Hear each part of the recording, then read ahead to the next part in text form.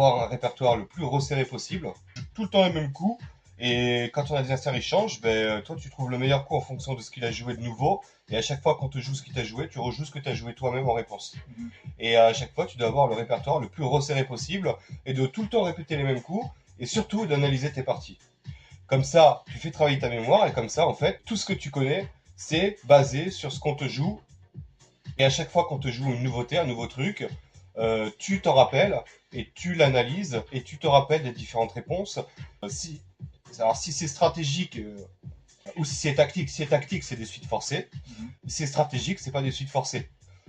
Dans ce cas-là, il faut comprendre l'idée générale du truc et te trouver toi un coup qui soit le plus forcé possible et où tu puisses apprendre les réponses et comprendre la position. Mhm.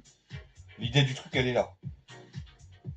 Ok, ok. Donc, C'est quand la différence entre la tactique et la stratégie? dans la tactique, en fait, c'est des suites forcées où si tu joues pas, en fait, où il y a par exemple qu'un coup qui est correct et ou deux coups qui sont corrects et tous les autres qui sont mauvais.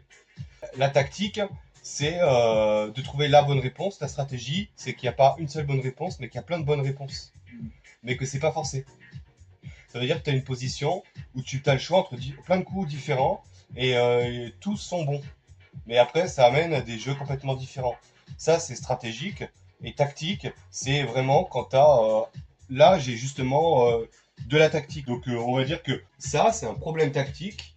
Il y a des problèmes. En fait, à chaque fois, je me suis mis à chaque fois que j'avais une position intéressante, je mettais le problème et c'est moi qui me récupère le problème.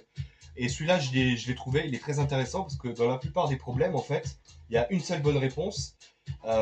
Et en fait, c'est en général un truc qui saute aux yeux. C'est un sacrifice un peu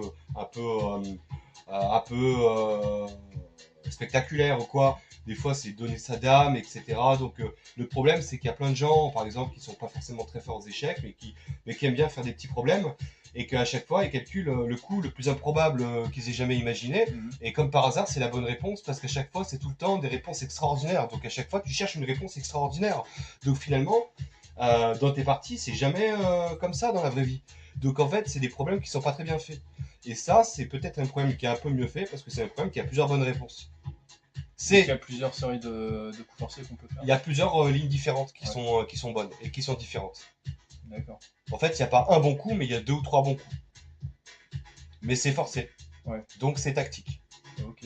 Et ça, c'est intéressant parce que c'est plus réaliste. Cavalier prend, pion prend. Mhm. D'accord. Euh, Le problème de cavalier prend, pion prend, c'est que ça, en fait, c'est deux pions pour la pièce. Ouais, je sais. C'est tout. Mais après, peut-être que si le fou est est là, peut-être qu'il contrôle la diagonale. Ouais, mais non, mais ça c'est trop de si longtemps à l'avance. On en est, en fait, non. Ouais. Tactique, c'est vraiment du concret tout de suite. Ok. Tout de suite, tout de suite, tout de suite. C'est vraiment tout de suite. Donc en fait, là, cavalier prend, ça a pas l'air d'être Si c'est le fou qui prend, et puis le cavalier, et puis. Alors, là, tu vois, tu focuses trop sur le pion ici. Ça, dans certaines variantes, il y a cavalier prend. Mais il y a cavalier prend après quelque chose. Il faut regarder, est-ce qu'il y a d'autres coups il faut regarder toutes les menaces. Il y a ce qu'on appelle en fait des signaux faibles aux échecs. Le signal faible, c'est par exemple un roi exposé, c'est un signal faible. Un alignement de pièces, où tu peux faire un clouage, une enfilade, c'est un signal faible. Deux pièces qui sont côte à côte, comme ça. Regarde, là, là, et là, qu'est-ce que je vois? Un joli pion. Ça, c'est une menace de fourchette. C'est un signal faible. Tous les signaux faibles, tu dois les checker. D'accord. Enfin, je sais pas si ça marche parce que si tu prends. Oui, effectivement, il faut compter le nombre de pièces. Il y a une pièce, il y a deux pièces, il y a trois pièces. Et tu as combien de pièces en attaque? Tu as, on va dire, tu as 1 et 2. Donc, a priori, tu perds du matériel. Tu vois cavalier prend, pion prend, et ça s'arrête là. Et fou prend. Tu as deux pions pour la pièce. Tu vois qu'il y a un dame échec, mais tu vois qu'entre les deux, il y a un fou qui vient protéger. Ouais. Dame échec, fou protège. Mais si le fou n'existe plus, si par exemple il s'est supprimé dans l'échange, là c'est beaucoup plus grave. Le dame échec, il est beaucoup plus intéressant. Ouais. Donc en fait, là, on va dire que ça, tu considères que c'est trop vague, c'est obscur, tu vois pas bien. Tu vois toi à ton niveau en partie, juste, j'ai une pièce contre deux pions. Non, une pièce c'est 3 points et deux pions c'est 2 points. Hmm. Donc on va dire que non. Donc tu exclus, ça fait pas partie de tes coups candidats. Par contre, tu vois qu'il y a pion prend. Au pire, tu perds rien. Ouais, T'as c'est ça. rien à perdre à faire pion prend. Donc ouais, c'est ça qu'il faut faire. T'as rien à perdre à faire pion prend. Et derrière, tu vois que tu auras éventuellement un coup intermédiaire avec le cavalier. Et que derrière, ça laissera place à, en fait, à deux pièces qui soudainement contrôlent cette case. Alors, donc en fait, bon, le but c'est de faire deux têtes. Donc, dans sa tête, il faut imaginer, E prend D4. Et ce qui est très intéressant dans ce problème tactique, c'est qu'en fait, il y a plusieurs bonnes réponses pour les blancs. En fait, en général, dans les problèmes tactiques, il y a une seule ligne forcée. Et là, dans ce problème tactique, en fait, il y a plusieurs lignes forcées qui sont dans une quantité limitée. Mais en fait, il y a plusieurs bonnes réponses. Donc c'est assez... en tout cas, c'est assez rare pour des problèmes qu'on peut trouver sur Internet. Celui-là, je te dis, je l'ai issu d'une partie. C'est pas un problème que j'ai trouvé sur Internet. C'était des combien classés? Je sais plus. J'avais trouvé la position très intéressante avec le sacrifice très intéressant. J'avais juste mis la position et mis ça dans une étude problème. C'est une étude où j'ai mis que des trucs. C'est que de la tactique. Ça, c'est en ouverture. Après, il y a en attaque. Après, il y a en finale. Après, il y a en ouverture. Roi exposé. Il y a différents thèmes en fait. D'accord. Mais je les ai. C'est au niveau de difficulté. Ça reste niveau, on va dire. C'est pas débutant, mais c'est intermédiaire, quoi. Mais Ouais. intermédiaire facile, quoi. Mais effectivement, après, je peux faire des chapitres par niveau de difficulté. Là, je sais, je me rappelle que c'est niveau de difficulté, on va dire, je te dis à peu près entre 1002 et 1005. Donc pour toi, c'est bien. Ouais. Donc en fait, il faut calculer, puis on prend D4. Sur puis on prend D4, tu as le choix. Et en fait, tu as différentes réponses possibles et la tactique, elle marche dans les différentes réponses. C'est ça qui est assez rare en fait pour des problèmes scolaires, entre guillemets. Donc en fait, il faut envisager tous les coups, donc ça fait beaucoup réfléchir. Donc pion prend D4, il faut calculer sur fou prend D4, il faut calculer sur cavalier prend D4. Donc il y a deux coups à calculer. Donc pion prend D4, fou prend D4. Après, si cavalier reprend, le fou peut plus protéger le roi, et là ça peut être intéressant pour mettre un échec par exemple avec la dame, comme tu disais. Ouais, alors on va calculer la ligne précisément. Donc sur pion prend D4, toi tu dis. Ben là, s'il prend avec le fou, Alors, pion prend D4, fou prend D4. là, on reprend avec le cavalier. Cavalier prend D4. Le cavalier reprend. Prend D4. Et puis là, on peut commencer à faire. Cavalier prend G4. Cavalier prend G4, puis on prend, puis fou reprend, et puis. Mais, non. Ah non, avec la dame. Et fou prend cavalier. Ah oui. Et ouais, et en fait, tu gagnes le pion ici. Ah ouais, d'accord. En fait, tu gagnes une pièce. Pion prend D4, fou prend D4. Là, pour l'instant, tu as une pièce d'avance. Attends. Pion prend. Pion prend D4, fou prend D4. Ouais. Pion prend D4, fou prend D4. Cavalier prend D4. Ouais. Le cavalier reprend D4. Cavalier prend D4. Et cavalier prend G4. Et ensuite, sur pion prend, il y a fou prend cavalier. Ouais, donc on a gagné un pion. Et la pièce. Et tu as récupéré la pièce.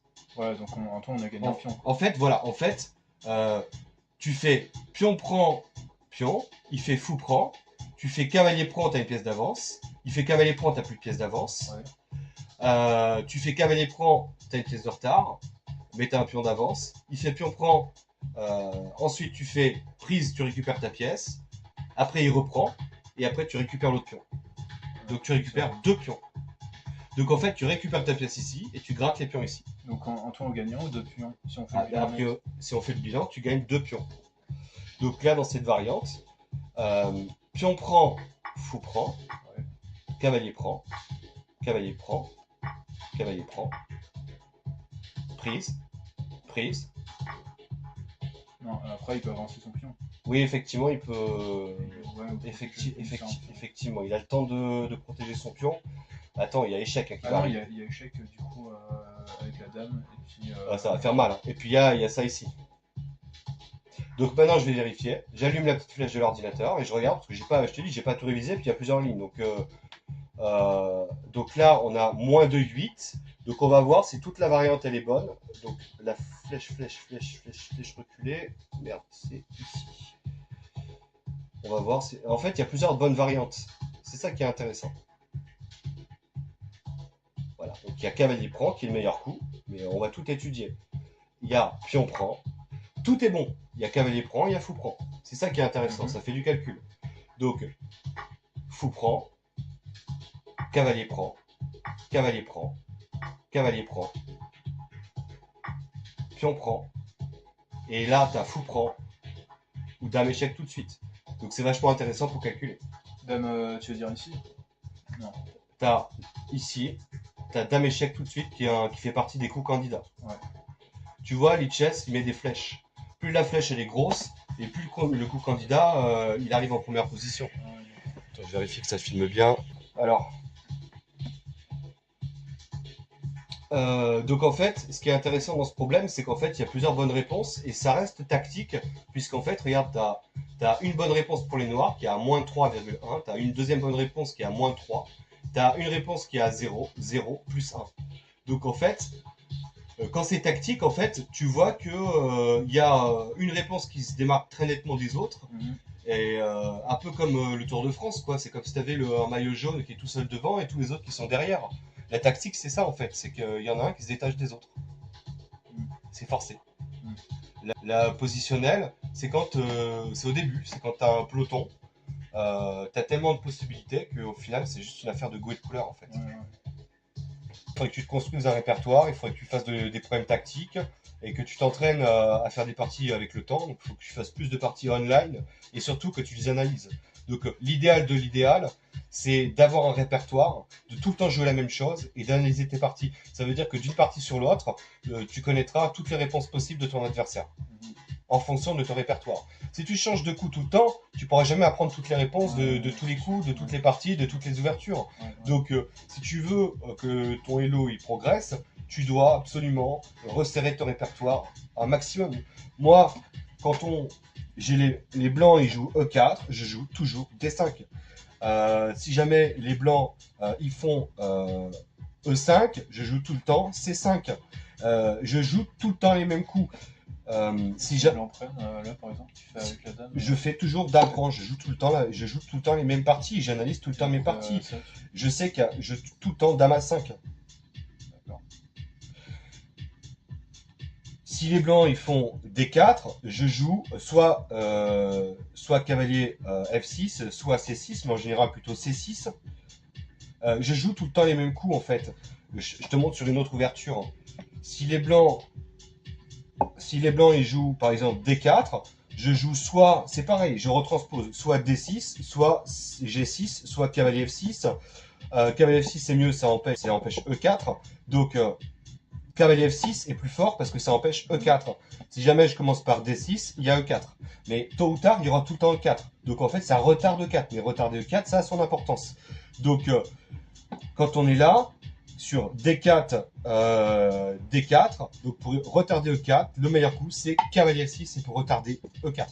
Mais c'est juste retarder E4. Mais je joue tout le temps les mêmes coups. Je joue des pseudo-systèmes finalement avec D6, avec G6, avec fou G7. Avec en général petit roc, avec souvent 6 obligé avec H6, avec cavalier C6, avec, si j'ai le temps, cavalier ici pour préparer ça. Ensuite, sur prise, je reprends tout le temps avec le pion. Sur pion avant, je reviens tout le temps ici. Ensuite, je prépare ça et je fais ça. Après, si je peux lui enfermer son bishop de ce côté, je joue tout le temps exactement la même chose. Et j'analyse tout le temps mes parties. Si tu veux progresser, gagner des points et l'autre, tu dois jouer tout le temps la même chose et analyser tes parties. C'est le secret de fabrication du truc. Tout le monde te le dira. Dans la vidéo de Julien Sang, il disait en lisant le chat, est-ce qu'il y a de bonnes ou de mauvaises ouvertures et il a rigolé. Il n'y existe ni bonne ni mauvaise ouverture. C'est toi qui doit maîtriser tes ouvertures. Tu joues une ouverture, tu dois la maîtriser. Ah, c'est là. Bon, vas-y, j'avais une en cours de marine. D6 puis D5. Vas-y.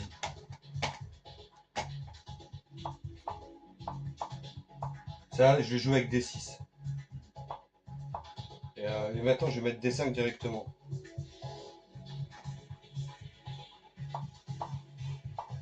Tu vois, je joue avec cavalier C6.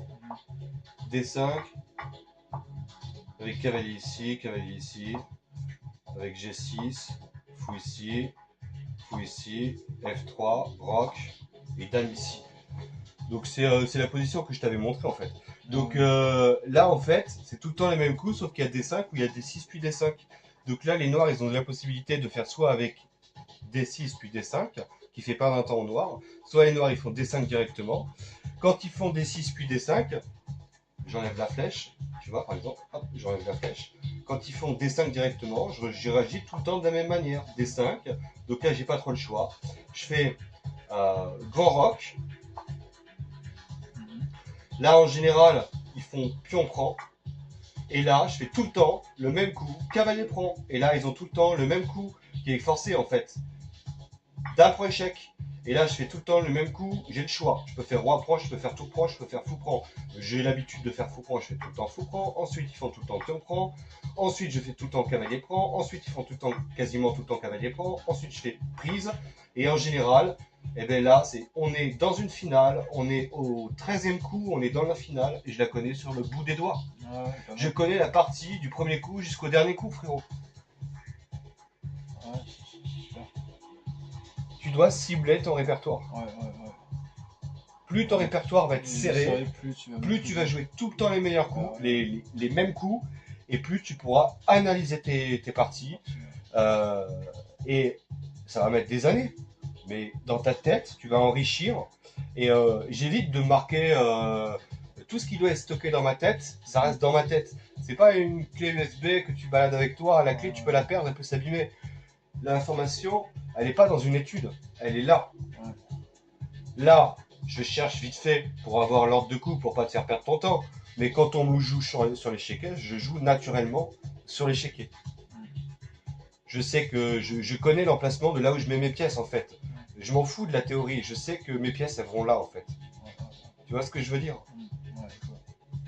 Je me rappelle dans cette position, j'ai l'habitude de jouer ça, je me rappelle que je l'ai analysé, je me rappelle même de l'évaluation éventuellement, enfin des fois je me rappelle pas, mais en tout cas je me rappelle d'un maximum de choses quoi. Et c'est comme ça que tu dois faire pour progresser. Et l'idéal, c'est de faire du blitz plutôt que du rapide ou des parties longues, parce qu'en fait tu verras plus de patterns différents. Plus de blitz, plus de parties dans la soirée, plus de parties analysées.